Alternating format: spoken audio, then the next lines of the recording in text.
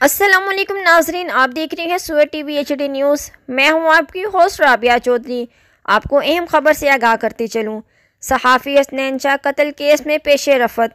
ज़ेर हरासत मुलजिम आमिर भट्ट ने हसनैन शाह को कत्ल करवाने का इतराफ़ कर लिया। मुलजिम ने लेन देन के तनाज़े पर उजराती कातलों से हसनैन शाह को कत्ल करवाया। पुलिस ने मोटरसाइकिल चलाने वाले शूटर को हिरासत में ले लिया। लाहौर में कत्ल किए गए सहाफ़ी हसनैन शाह के केस में तहकीकात में पेश रफ़त। मरकज़ी मुलजिम आमिर भट्ट की निशानदाही पर एक और मुलजिम गिरफ्तार। मुलजिम फरहान शाह को CIA पुलिस ने रहमानपुरे से गिरफ्तार किया। मज़ीद तहकीकात में ये बात सामने आई कि फरहान शाह भी किसी दौर में मशहूर शूटर रह चुका है। अब इसका समनाबाद में गाड़ियों का एक शोरूम है और ये आमिर भट्ट का पार्टनर है। हसनैन शाह को पीर के रोज़ प्रेस क्लब के सामने फायरिंग करके कत्ल किया गया था। मज़ीद तफसीलात देखने के लिए देखते रहें सूरत TV HD न्यूज़। हमारे चैनल को लाइक करें, शेयर करें, कमेंट करें और बेल आइकन को दबाएं।